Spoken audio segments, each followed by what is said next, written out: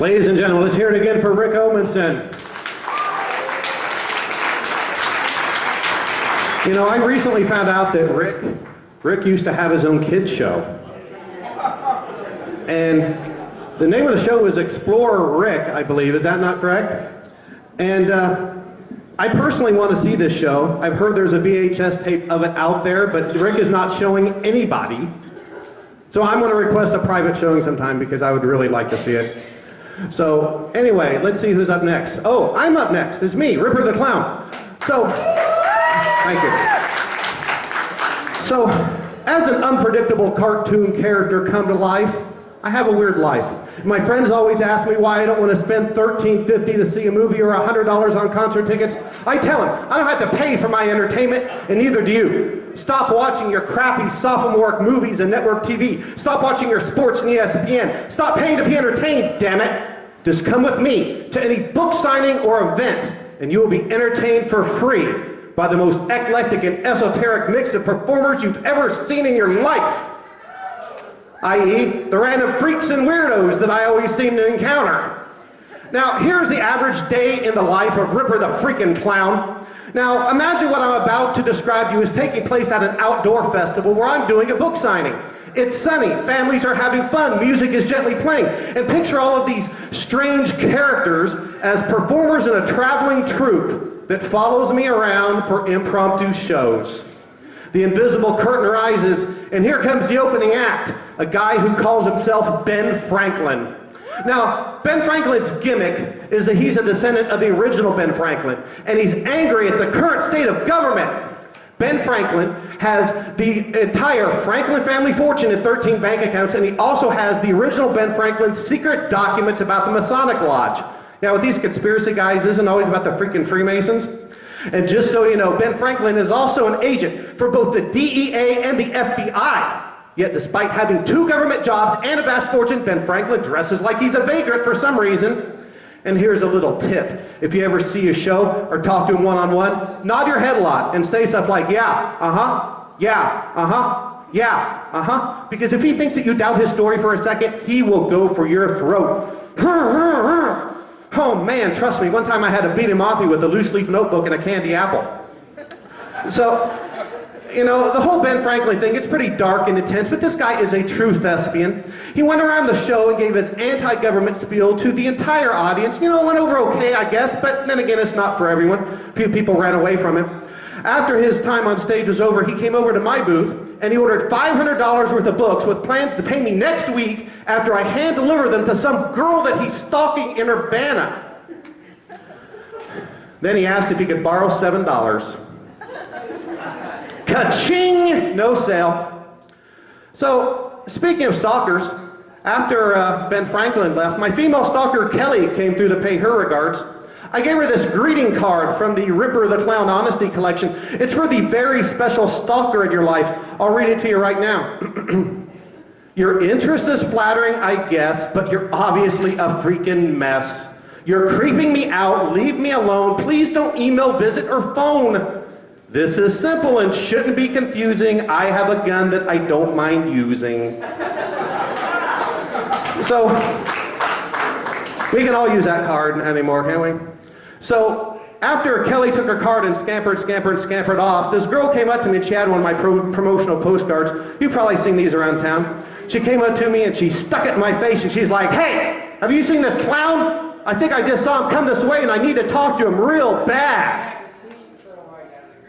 I told her that I think I just saw me go that way and she'd better hurry if she wants to catch me. Yeah, she had a pretty good act. Before she left, I threw a couple bucks in her tip jar. And then this lady approached me, and she swore to God that I was either Axl Rose, Kid Rock, or Bobcat Goldthwait dressed like a clown.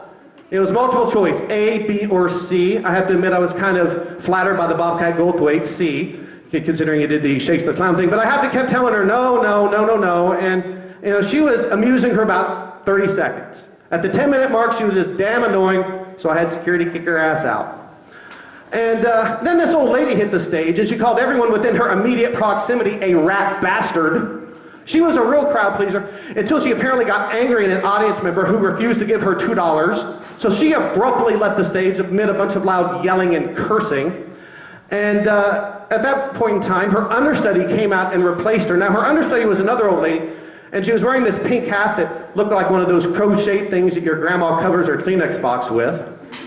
And she was also wearing this big blue moo-moo, and it just complemented the hat really well. She looked very stylish. And she started her act by going around and sniffing and smelling a few uncomfortable audience members. I wasn't impersonating the old lady, I was just trying to clear my damn sinuses. There we go. So, you know, after sniffing and smelling a few people, the understudy, she abruptly changed direction. She went over to a nearby garbage can, she pulled out a bunch of paper plates covered with cake icing, she sat down on the ground and licked them clean. It was a simple performance, but it was deep, you know what I'm saying? She left everyone thinking. She received a nice ovation for her work. Then it was time for the team act to come out. They're actually a married couple.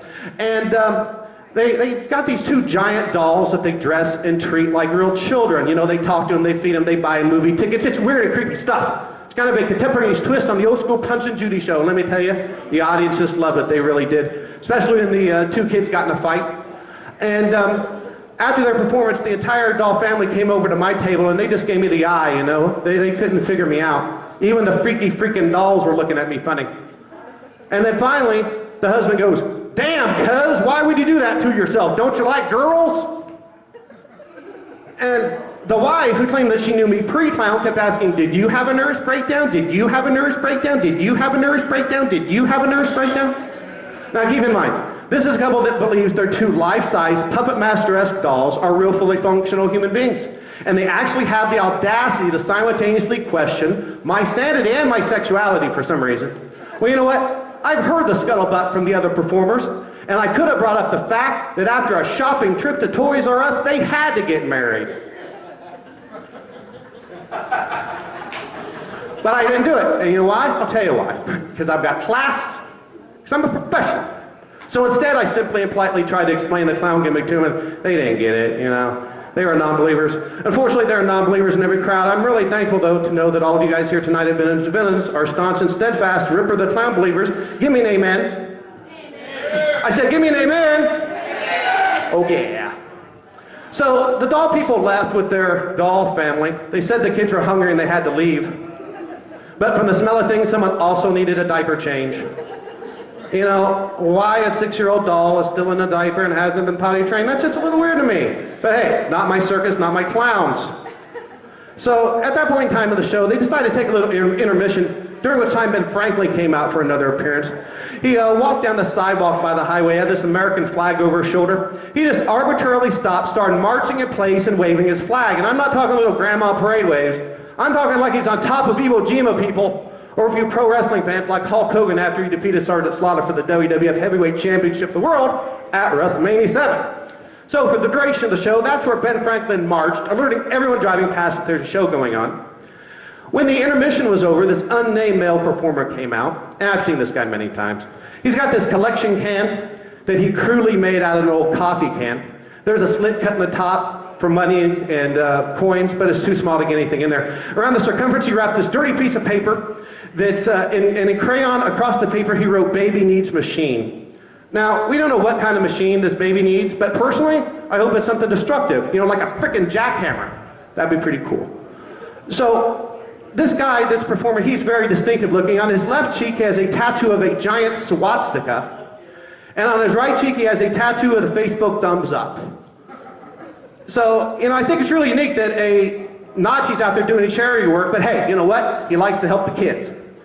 And the beauty of this act is that he's speaking English, and you know he's speaking English, but you cannot understand a word that he's saying, and that's the fun part, trying to figure out and decipher exactly what the Nazi is saying.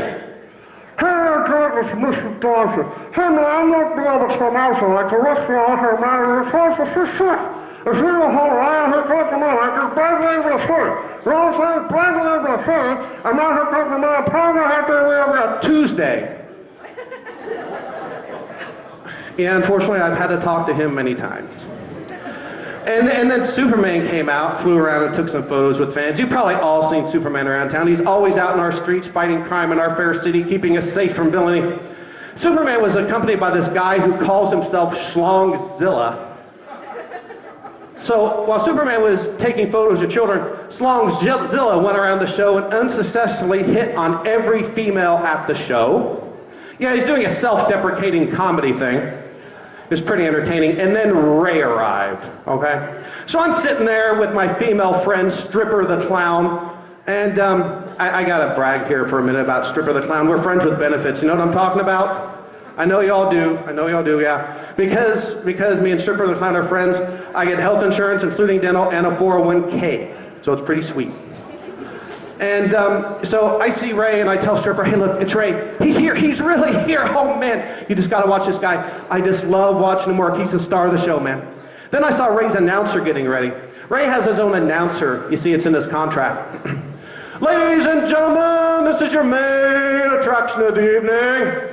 Introducing the man you all came to see.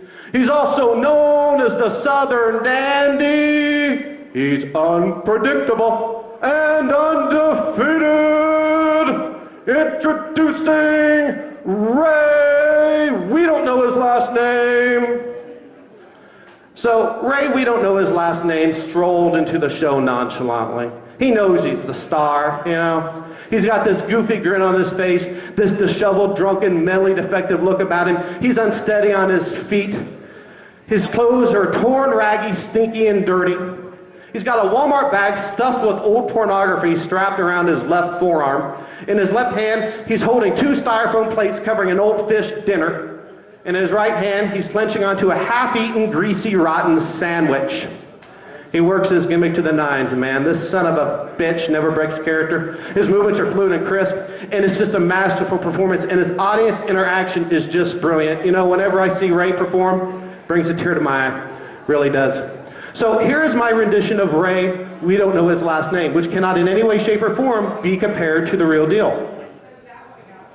Hey, Big Chief, how's it going? Hey, man, we're going to have ourselves a great baseball team this year. Bam! Hitting some home runs. That's what I'm talking about. You know what I'm talking about? Hey, who wants to buy this fish dinner? $1.25. It cost me $3.75. It's fresh from last Thursday night. Oh man, what a deal. It's pretty tasty too. I only ate half of it. Man, WCW is the best. In WCW, they always bring in someone who knows something about something. You know, there's this episode of Beavis and Butthead where Beavis thinks he's pregnant, but he really just has to poop. Oh man, it's pretty funny. I seen that episode on the television set. Oh, ma'am, excuse me, ma'am. Ma'am, please don't run away. Ma'am, excuse me. I just have an innocent question for you. Does the library rent out any porno? They have an adult section, but I can't find the porno. Yeah, I needs me some new sausage books. Oh, hey, Ripper the Clown. I'm having a party tonight at my house. Bring your girlfriend, you know where I live. We're gonna have some beer. And my friend, he's gonna bring, along with the beer, he's gonna bring some stuff. You know what I'm talking about? Some potato salad. Oh yeah, Ray, potato salad. Looking forward to that, man. Ripper the Clown will be there. Hey kiddies, I just watched X-Men 2. It's a kick-ass movie. You should watch it. Now kids, I gotta talk to your mom. Hey ma'am, excuse me ma'am. I just got out of prison, but I didn't do it, and I needs a place to stay. Can I come and live in your basement? I promise not to hurt you or your lovely family. Now this makes no sense, considering that Ray just invited me to a party at his house. But you ignore the plot holes, man. You ignore the plot holes because it's Ray and the man knows what he's doing. You know, my favorite artist is Dabasawi Sawi. You know, he paints them melting clocks and them melting eyeballs. You know his work. Dabasawi Sawi. Oh man, rock and roll. Woo-hoo. Oh yeah. We're having ourselves a good time. Did you know that sometimes books have pictures and words in them? Oh, hey man, how's it hanging? Seriously, tell me, I'm curious about the position of your tallywhacker. Oh, you know what, man? I am just gonna go try out for the Indianapolis Colts. Oh, hells yeah! Playing football and lifting weights, man. I do that stuff real good. Did you know that my favorite body part of Norwegian women is the butt. Then Ray proceeded to French kiss a ceramic dog. Where's Charlie at? It was her ceramic dog that Ray French kissed. I'm not just, and then we had to Clorox wipe it off. You think I'm blowing smoke out my clown ass with these stories? This shit is true and I have witnesses. So Ray proceeded to French kiss a ceramic dog, and then he unexpectedly and unceremoniously left the stage, wandering over to an adjacent vacant lot where he reportedly took a dump. Ray left to a standing ovation. We applauded that man for 5 solid minutes. Finally, Ray returned and treated us to an encore wherein he argued with a tree for 20 minutes. Classic stuff, man, classic stuff. I wish I'd recorded it for the archives. You know, after the show, I talked with Ray and got his autograph. I asked about his inspirations and his influences. He named quite a few, actually. Hunter S. Thompson was one, Phil Silvers, that Hayvern guy, Nietzsche, Mitch Hedberg, Alexander Solzhenitsyn, Brian Evan Pillen, Bill Cosby, John Belushi, Dick Van Dyke, and above and beyond everyone else, a guy by the name of Jack Daniels. Yeah, a lot of Jack Daniels. In fact, Ray told me that he has been a daily Jack Daniels fan for 43 years. You know, I asked Ray about his upcoming shows. He told me later that night he would be working the parking lot at the gas station across from Lee's Famous Recipe until around 2 a.m. And he also told me that he has a standing double-shot weekend gig working the magazine sections and computer terminals at the Danville and Westville Public Libraries. So he keeps busy, and there are plenty of opportunities for you to catch a show if you so desire. So I tell you guys, stop paying for your entertainment, unless it's for the fine entertainment here at Vintage Villains, but otherwise stop paying for your entertainment and just follow around Ripper the Clown, because my life is like a truck stop at 3:45 a.m., always full of random freaks and weirdos. And I'm sure the freaks and weirdos are looking around saying, wow, there are a lot of normal looking people here. Says the man dressed like a clown. I am Ripper, thank you.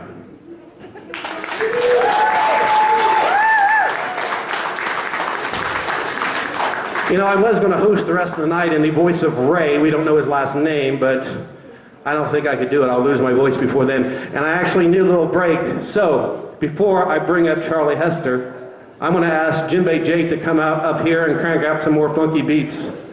You're not coming up here? All right. Okay, he's coming up here. And you know what? It doesn't have to be something funny. You could do whatever you want. The floor is open, my friend. Ladies and gentlemen, Jinbei Jake.